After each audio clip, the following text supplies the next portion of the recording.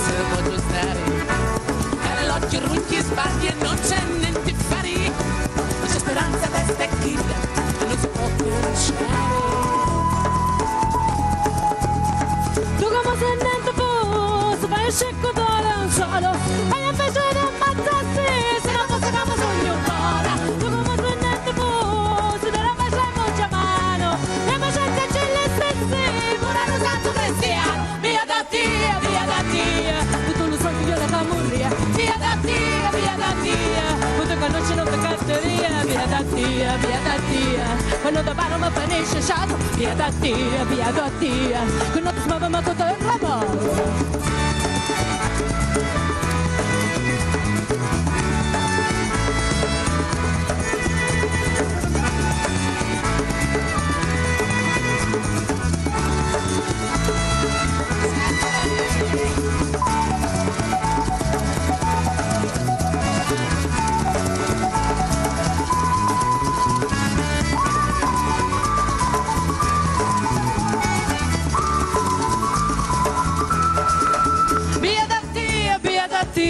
Tutto lo sento io una camorria. Via da tia, tutto conosce non toccatteria. Via da tia, quando da bar mi finisce sciato. Via da tia, che non ti smuove ma come un robot.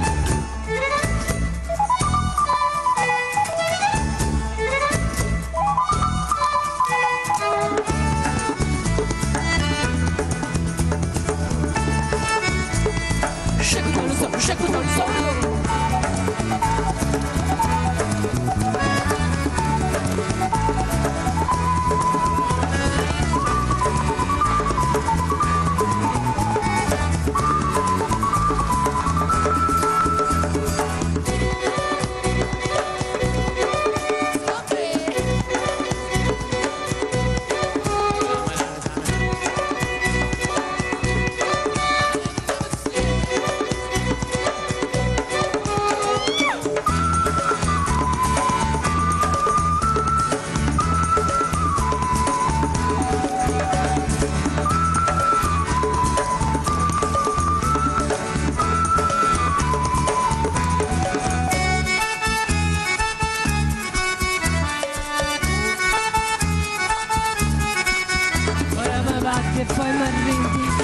niente da fare. Tutto le rotte si è puro e non si può aggiustare. Tu falli l'occhio e ronchi spazio e non c'è niente da fare. Non c'è speranza testa e chida e non si può canciare. E non si può canciare, no. E non si può canciare! Grazie.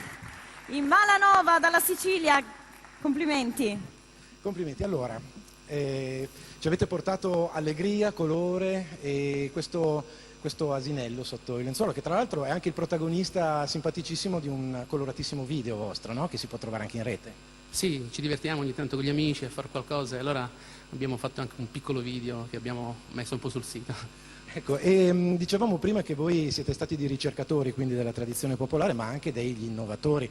Ecco, anche dalla Sicilia l'impressione è che veramente stia ebollendo qualche cosa. Ecco, dateci un qualche segnale dell'interesse ritornato anche nell'isola, nella vostra isola, intorno alla musica etnica, si può dire, la musica in lingua siciliana.